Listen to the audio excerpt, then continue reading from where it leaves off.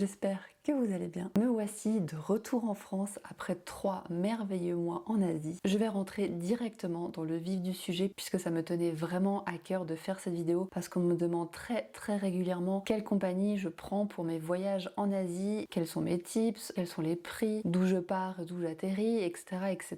Et je le sais, ça peut être un sacré casse-tête de réserver un billet d'avion. Du coup, si cette vidéo peut vous venir en aide, j'en serai ravie. Je vais également vous partager mes astuces pour trouver un billet au meilleur prix, mais surtout les choses à ne pas faire. Et je vous mets ici maintenant une chronologie de la vidéo, comme ça pour ceux qui souhaitent skipper la partie vlog, vous pouvez avancer sur les infos pratiques. Mais la partie vlog est plutôt sympa, donc je vous conseille de rester. Et pour remettre du contexte pour ceux qui viennent d'arriver sur ma chaîne à travers cette vidéo, je vais en Asie au minimum 2 fois par an depuis plus de 5 ans, et quand je vais en Asie, c'est au moins pour une période de 3 à 4 mois, donc voilà, quand j'y vais, j'y reste sur des longues périodes. Pour faire simple, je vis une partie de l'année en France et le restant de l'année, je vagabonde en Asie. La dernière fois qu'on s'est parlé, c'était à Kuala Lumpur. D'ailleurs, merci pour l'accueil que vous avez fait à cette vidéo. J'en reviens toujours pas. Au moment où je vous parle, elle a déjà 6000 vues et je vous avoue que je ne m'attendais absolument pas à ça. Donc merci beaucoup. Après notre petite semaine à Kuala Lumpur, direction Singapour, Quentin de son côté est allé vers l'Indonésie pour continuer son aventure. Et moi, je suis restée une nuit supplémentaire parce que le lendemain, j'avais mon vol en direction de la France. Et je vais vous laisser le temps de quelques instants avec Amandine du passé.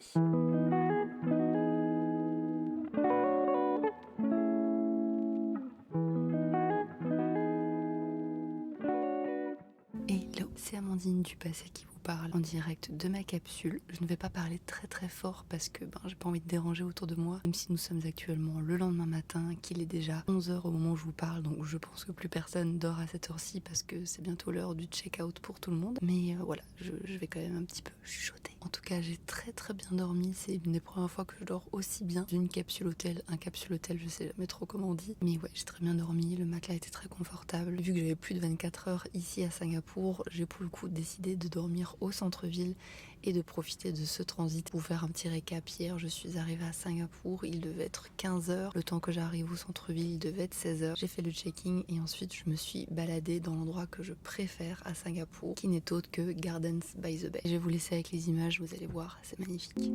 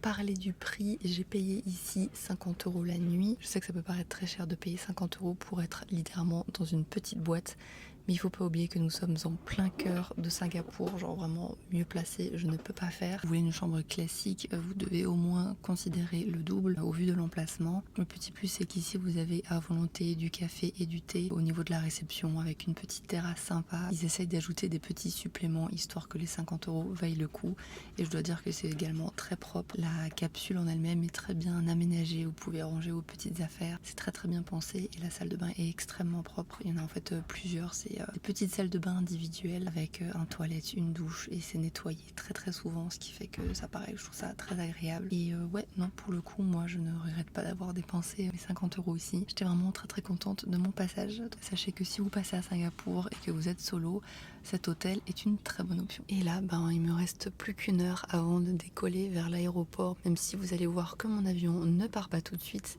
Mais heureusement, nous sommes à Singapour et l'aéroport de Singapour, vous me connaissez, je l'adore et je sais que je vais très facilement réussir à tuer le temps. Et nous, on se retrouve tout à l'heure à l'aéroport. Ciao.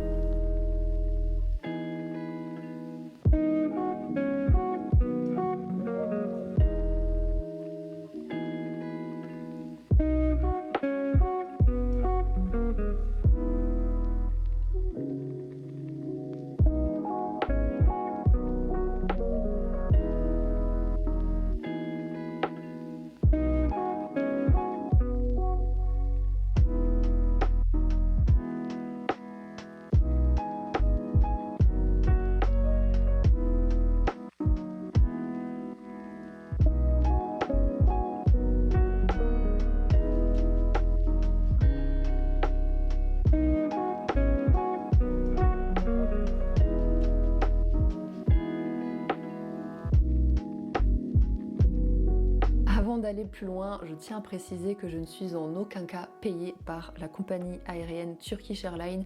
Je sais que vu que je vais quand même pas mal encenser la compagnie, on dirait une sponsor, mais pas du tout. Turkish Airlines dessert super bien la France. Si comme moi vous venez d'Alsace, vraiment Bâle-Mulhouse c'est un aéroport super bien desservi dans le sens où vous avez un vol qui vous emmène à Istanbul et d'Istanbul vous pouvez ensuite aller n'importe où.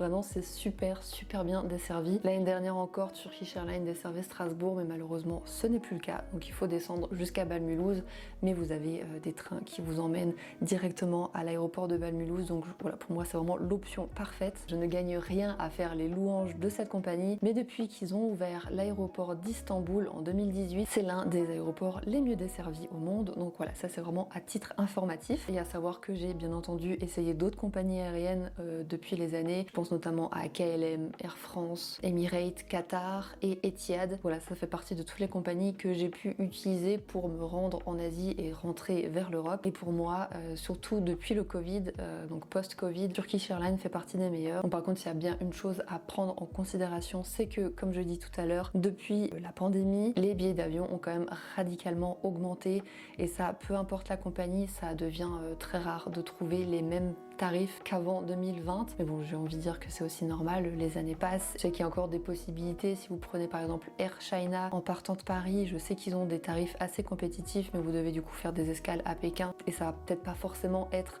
à côté de la destination où vous voulez aller, donc ça fait faire entre guillemets des détours. Mais je sais que Air China fait partie des compagnies assez cheap du moment qui essayent de gravir en échelon. Je vous laisse le temps de quelques minutes avec les images de mon départ et nous on se retrouve un tout petit peu plus tard.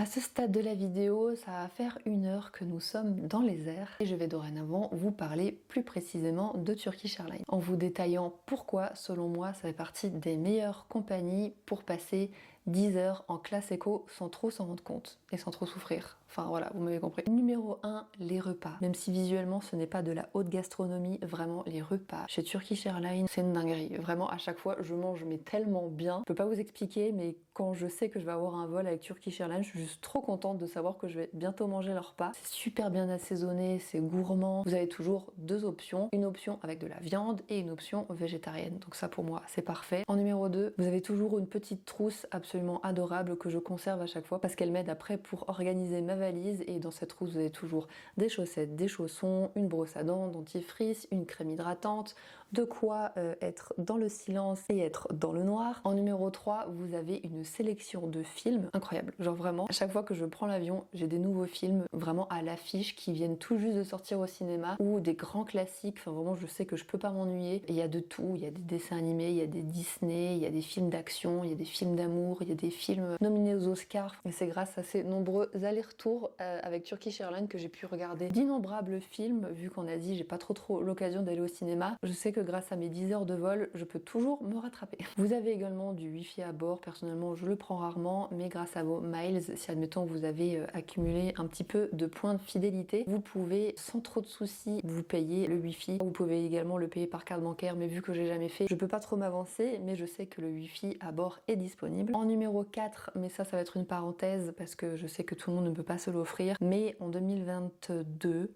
ou 2023, je ne sais plus, 2023 je crois plutôt, j'ai essayé la classe business chez Turkish Airlines et c'était assez incroyable vraiment. J'en ai un excellent souvenir, j'ai envie de dire pourquoi pas, et effectivement c'est une expérience en elle-même de pouvoir dormir dans l'avion, d'être couché, de manger des plats mais digne d'un resto gastro, avoir sa petite coupette de champagne et surtout le fait est de pouvoir accéder à la lounge à l'aéroport d'Istanbul pendant votre escale. Ça faisait d'ailleurs partie des raisons de pourquoi j'avais upgrade mon billet, c'est parce que j'avais une escale de 10 heures, autant vous dire que c'est énorme. Et je m'étais dit bon vas-y, je crois que dans le lounge on peut dormir parce qu'il y a des petites chambres, et effectivement c'est ce qui s'est passé.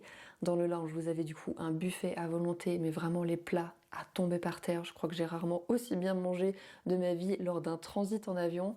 Vous pouvez vous doucher et vraiment les salles de bain sont hyper grandes, hyper propres. Ensuite vous avez des petites chambres que vous pouvez réserver. Dès votre arrivée dans le lounge, vous dites que vous avez envie de faire une petite sieste et ils vous donnent une chambre selon les disponibilités, et une petite sieste ça fait toujours plaisir. Et ensuite vous avez plein d'espace pour vous reposer. Vous pouvez même jouer à un simulateur de golf. Enfin c'est assez incroyable. Pour avoir également déjà une fois essayé le lounge KLM à Amsterdam, pour moi c'est le jour et la nuit. Et en numéro 5, je vais reparler de l'aéroport d'Istanbul qui a été inauguré en 2018. C'est un aéroport qui est assez récent. L'aéroport est vraiment aussi très joli en lui-même, mais par contre, je préfère vous prévenir, l'aéroport, vu qu'il est immense, vous pouvez mettre jusqu'à 45 minutes entre deux gates. Il y a une seconde sécurité à passer dans la zone internationale et l'aéroport est immense, du coup vous allez devoir peut-être un petit peu speeder, voilà.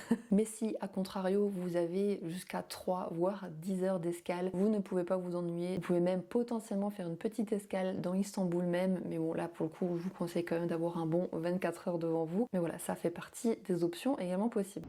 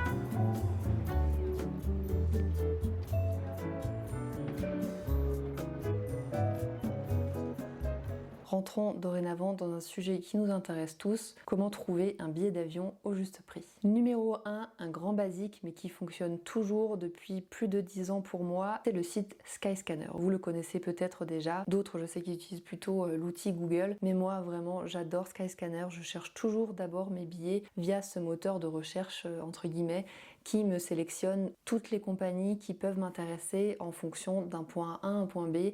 Ce qui est aussi super avec Skyscanner, c'est que vous pouvez sélectionner du mois au mois, ce qui fait que si vous êtes assez flexible en termes de date au moment de partir, c'est là que j'ai les meilleurs tarifs, donc ça c'est super pour vous permettre de vraiment vous organiser selon les meilleurs prix de ce mois en question. Mais si vous avez une idée bien précise de vos dates, ben vous mettez vos dates, l'aéroport le plus proche de chez vous, la destination finale, et je crois que même vous pouvez dire où vous vous situez et il va se charger de regarder quel est l'aéroport le plus intéressant. Donc vraiment ça peut partir assez loin et vous avez plein d'options pour vraiment optimiser au mieux vos recherches. C'est vraiment un outil qui fait le plus gros du travail à votre place et c'est hyper bien détaillé et ciblé. Là pareil, je suis absolument pas payée par le site, hein. Je tiens à préciser, c'est juste qu'à force de voyager, voilà, pour moi ça fait partie du meilleur. Cependant un petit warning, même si c'est généralement de toute façon écrit sur Skyscanner. La plupart du temps, les prix ne sont pas avec bagages inclus parce que la plupart des compagnies ne mettent pas le prix des bagages dans le tarif de base, ce qui fait que je vous conseille quand même de prendre un peu de recul quand vous voyez des premiers prix, de toujours vous dire qu'il y aura sans doute un petit budget supplémentaire. Donc voilà, faites surtout attention à ça, et notamment ce que moi je ne prends jamais.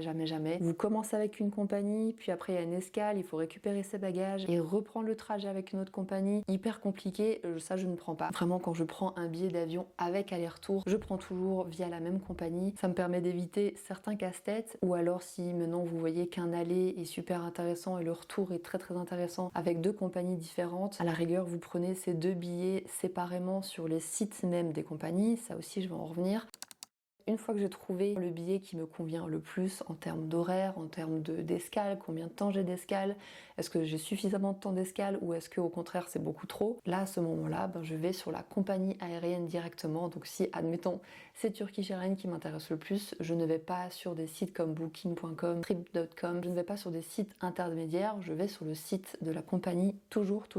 Je crois d'ailleurs que sur les applications vous avez plus de chances d'avoir des tarifs moins élevés. Je ne sais pas pourquoi, peut-être parce qu'ils veulent mettre en avant leurs applications parce qu'elles leur coûtent relativement cher, mais très souvent, et ça vaut aussi pour les hôtels, je pense à hotel.com ou booking.com, très souvent vous avez des tarifs mobiles et sur l'application les tarifs sont moins chers.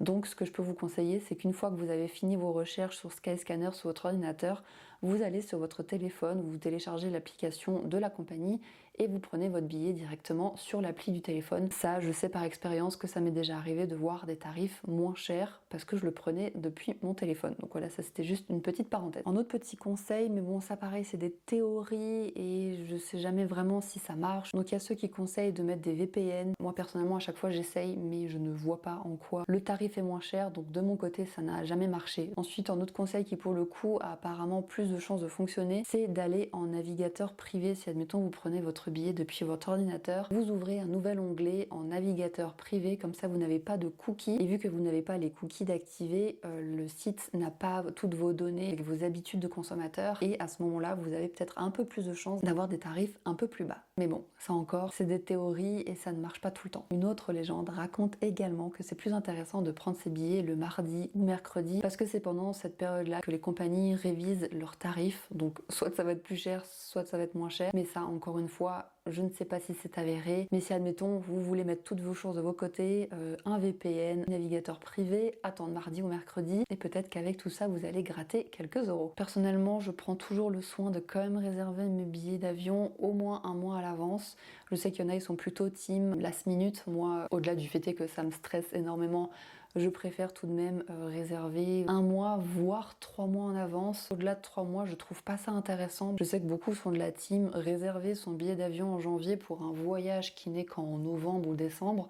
Et là, très souvent, les prix sont à des tarifs assez élevés. Et c'est pas là où vous avez les options les moins chères. Voilà, pour moi, regarder autant en avance, ça ne vaut pas forcément le coup parce que toutes les compagnies n'ont pas forcément mis leurs offres encore à ce moment-là. Et généralement, 3 mois en avance, vous avez toutes les options des compagnies qui ont à ce moment-là déjà plus ou moins fait des ajustements de prix. Donc attendez peut-être un petit peu avant de réserver. De mon côté, c'était tout en termes de tips pour trouver les meilleurs billets d'avion au juste prix. Je sais que ça peut être assez frustrant parce que d'une journée à l'autre, les tarifs peuvent des fois prendre des 100 voire 200 euros de plus et on ne sait pas pourquoi. Et c'est franchement moi-même, je ne comprends pas tout le temps tout, surtout depuis la pandémie. Je trouve que c'est un grand bazar. Et en même temps, si c'était si peu cher, ça serait, je pense, une catastrophe parce qu'il y aurait encore plus de vols et encore plus de gens qui feraient des allers-retours pour juste 2 jours de voyage. Je pense que c'est pas non plus une mauvaise chose que les billets d'avion augmentent un peu. Ça permet un peu de réguler le trafic, mais dans un autre sens, c'est pas juste pour ceux qui ont des petits budgets. Enfin bref, ça c'est un débat qui pourrait durer 1000 heures. Je pense que vous avez compris où je voulais en venir. À ce stade de la vidéo, nous avons plus que 3 heures de vol pour rejoindre l'aéroport de Bâle-Mulhouse, là où mon papa m'attend gentiment pour venir me chercher. Je vais vous laisser avec ces dernières images de mon retour en France.